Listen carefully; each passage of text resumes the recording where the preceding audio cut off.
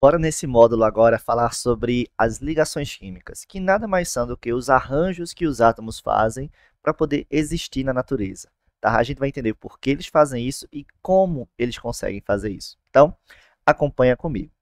Seguinte, sempre que a gente falar em ligação química, a gente está falando de união de átomos, sejam eles átomos do mesmo elemento químico, sejam átomos de elementos diferentes.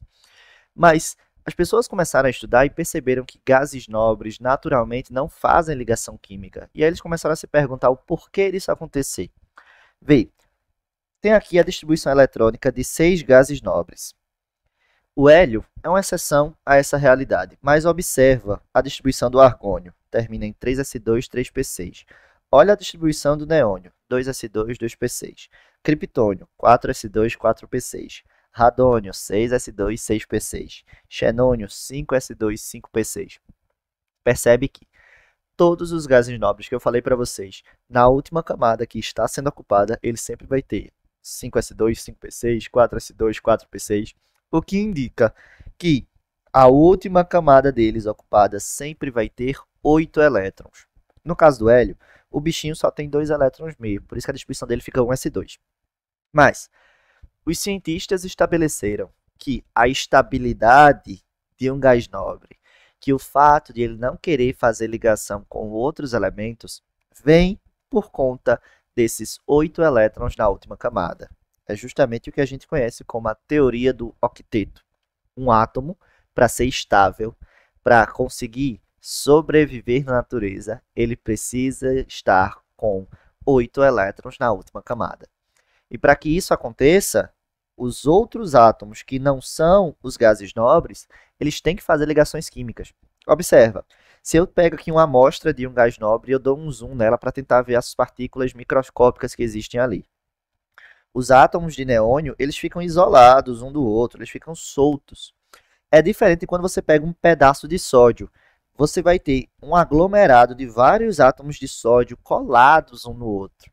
Se você pega um pedaço de sal, você vai ter um aglomerado de vários átomos de Na e de Cl colados um no outro. Se você pega também agora um gás, só que o gás cloro, diferentemente do gás neônio, você não vai ter cloros espalhados soltos por aí. Você vai ter grupos de 2 átomos de cloro sempre ali existindo. Então, todos os outros elementos precisam estar junto de alguém para poder estarem estáveis. Os gases nobres não precisam. E por quê? Teoria do octeto, tá? E aí, para alcançar essa teoria do octeto, os átomos eles podem se combinar entre si a partir de 3 processos: uma ligação iônica, uma ligação metálica ou uma ligação covalente. A gente vai começar falando sobre as ligações iônicas, tá? Pensar na ligação iônica, o nome dela já diz muita coisa para você. Eu tenho a formação de íon. Então, ligação iônica é uma ligação entre íons. Como é que ela vai acontecer? Essencialmente, você vai pegar um átomo que tem uma eletronegatividade muito baixa, de cara, um metal, e você vai fazer com que ele pegue os elétrons que ele não quer e transfira completamente esses elétrons para alguém que tem uma alta eletronegatividade. Lembra que a eletronegatividade é a capacidade de você atrair elétrons dentro de uma ligação química? Então, um metal gosta de formar cátions, gosta de perder elétrons. Um ametal gosta de ganhar elétrons, gosta de formar ânions. Então, é natural que haja então uma transferência de elétrons de um para o outro. Quando acontece essa transferência de elétrons, o metal vai se transformar num cátion, vai ser um íon positivo. Já o ametal, ele vai formar um ânion, que é um íon negativo. Você vai ter 2 íons com cargas opostas próximos ali um do outro. E aí a gente vai ter, então, uma atração eletrostática entre eles. Uma atração porque eles têm cargas opostas. A partir do momento, então, que você tem o estabelecimento dessa atração entre eles, você tem a formação da ligação iônica, tá? Então, a ligação iônica é uma atração entre íons que foram formados pela transferência de elétrons de um metal para um ametal, ou de um metal para o hidrogênio. Beleza? Trouxe aqui 2 exemplos para a gente pensar em como isso acontece. O sódio e o cloro. Vê só, o sódio tem número atômico 11. A distribuição eletrônica dele fica desse jeito aqui, ó. Deixa eu aumentar só um pouquinho a canetinha aqui. 1s2, 2s2, 2p6, 3s1. Veja que na última camada dele, ele só tem um elétron. Já o cloro, a distribuição eletrônica dele fica assim, ó. 1s2, 2s2, 2p6, 3s2, 3p5. Na última camada dele, ele tem 7 elétrons. Olha o raciocínio que você tem que fazer. Olha para mim, por favor. Se eu tenho um metal, na última camada dele, ele vai ter 1, 2 ou 3 elétrons. Se eu tenho um ametal, na última camada dele, ele vai ter 4, 5, 6 ou 7 elétrons. Olha qual é a tendência natural.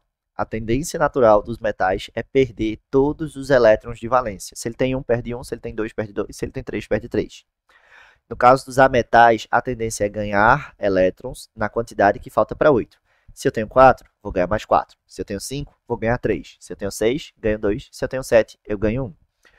Isso vai acontecer para completar a camada de valência. Olha para mim de novo, agora, olhando também para a anotação que eu estou fazendo. O sódio só tem um elétron na camada de valência, certo? Se ele perder esse um elétron, isso aqui some, porque não vai ter esse elétron mais dentro dele.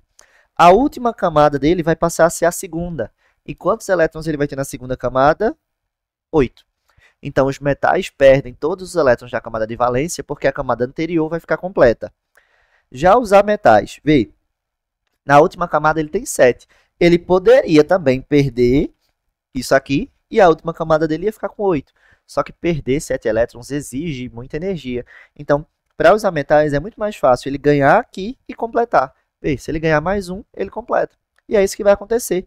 Então, ó, o sódio vai perder esse 1 elétron aqui e vai se transformar em Na mais 1, certo? O cloro vai pegar esse elétron para ele, vai se transformar em Cl menos 1. Percebe que as cargas dos dois têm a mesma intensidade, 1 em 1. Sempre que isso acontecer, você consegue dizer que a fórmula que vai ser estabelecida entre esses dois compostos é simplesmente NaCl. Então, se eu tiver mais 1 menos 1, mais 2 menos 2, mais 3 menos 3, é só você juntar os dois elementos químicos. Então, a fórmula do composto que é estabelecido entre sódio e cloro está aqui, NaCl. Beleza? Mas vamos para um exemplo onde acontece uma situação diferente. Olha para o magnésio. O magnésio tem número atômico 12 e a distribuição eletrônica dele vai ser a seguinte. 1s2, 2s2, 2p6, 3s2.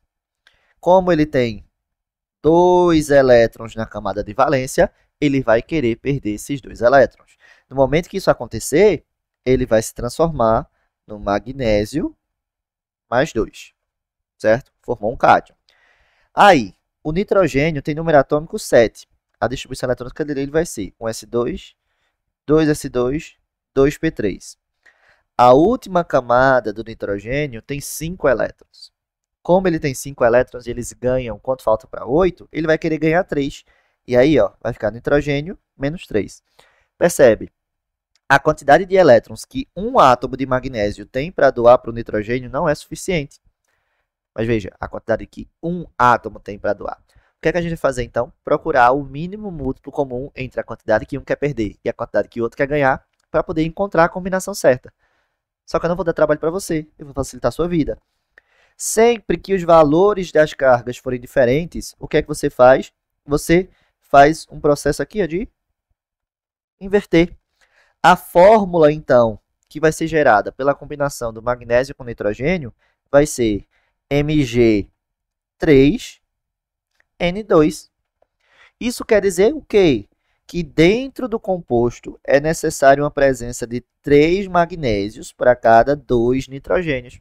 A proporção entre os elementos, quando você for formar o composto, é essa aqui.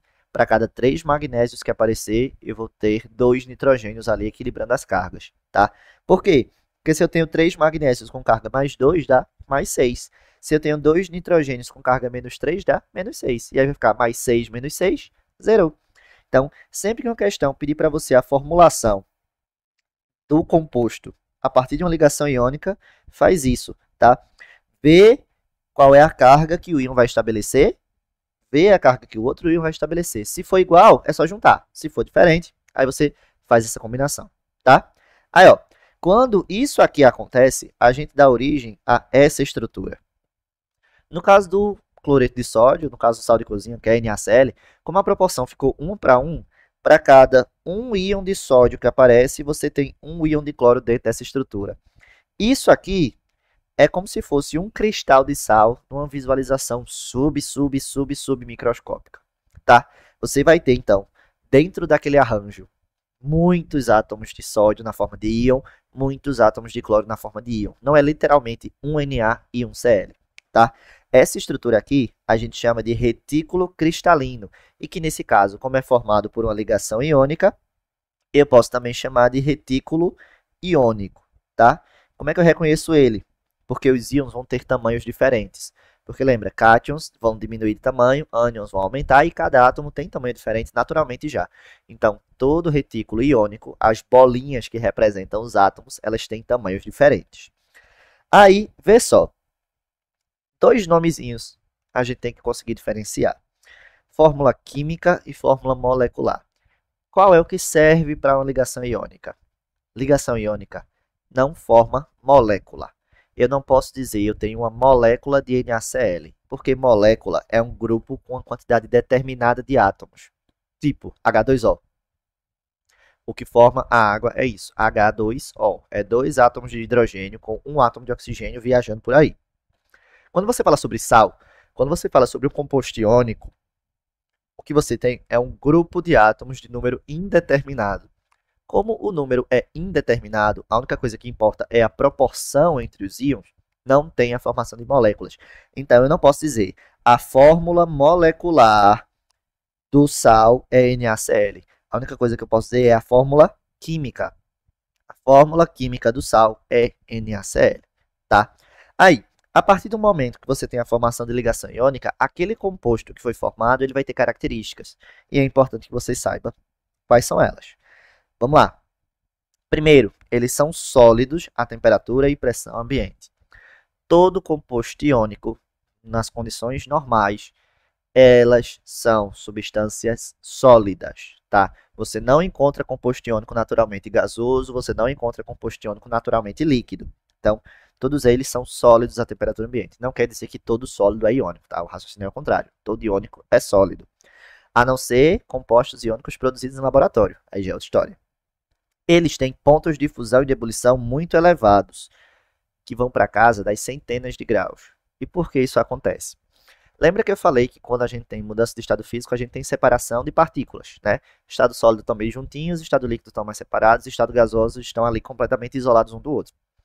Quando você fala sobre um composto iônico, para você fazer ele sair do estado sólido e ir para o estado líquido, ou do líquido para o gasoso, você tem que quebrar a ligação iônica. Por quê? É a ligação iônica que mantém os íons ali colados. Como essa ligação é muito forte, você precisa fornecer muita energia a partir do aquecimento para poder romper ela.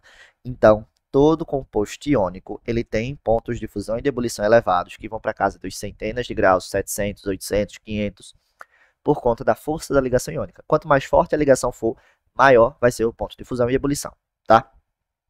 Em geral, eles são solúveis dentro da água, ou seja, os compostos iônicos, quando você coloca na água, a água vai conseguir dissolver bem, vai formar uma mistura homogênea. Agora, óbvio, cada um tem um nível de solubilidade maior. Alguns dissolvem mais, outros dissolvem menos, tá? Quando você coloca um composto iônico, tipo esse aqui, ó, dentro da água, ele vai sofrer um processo chamado de dissociação, que é quando os íons existem e eles só vão separar. Porque, veja, aqui você tem Ca3PO4, que é o fosfato de cálcio. O cálcio não está na forma de átomo, ele está na forma de íon. O fosfato não está na forma de átomos juntos, ele está na forma de um íon. Então, a água ela só vai tratar de separar eles. E como é que isso acontece? Desse jeitinho aqui, ó. A molécula de água, ela tem regiões dela que é negativa e ela tem regiões dela que são positivas. No momento que a molécula de água chegar perto desse retículo, ela vai pegar as partes negativas dela e vão atrair o cátion, e vai pegar as partes positivas dela e vai atrair o ânion, fazendo com que cada íon desse seja circulado por várias moléculas de água. O nome desse processo, quando a água ela vai envolver átomos ou íons, é chamado de solvatação, tá? Então, aqui está acontecendo uma solvatação. Aí a gente diz que o íon ele fica hidratado. Por quê? Porque ele ficou arrodeado de água, beleza? São materiais que possuem elevada dureza, ou seja, para riscar eles, para você danificar a estrutura deles é um pouco difícil. Porém, eles não são resistentes, eles se despedaçam com muita facilidade, tá? E uma das características mais fundamentais, se você tiver um composto iônico, quando você derreter ele, ou quando você colocar ele dentro da água, ele conduz corrente elétrica. Então, compostos iônicos líquidos ou compostos iônicos dentro da água são capazes de conduzir eletricidade. Beleza?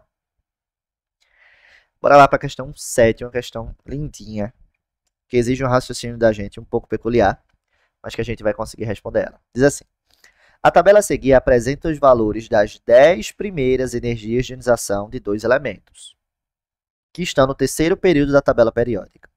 Se está no terceiro período, significa dizer que eles têm 3 níveis sendo ocupados, certo?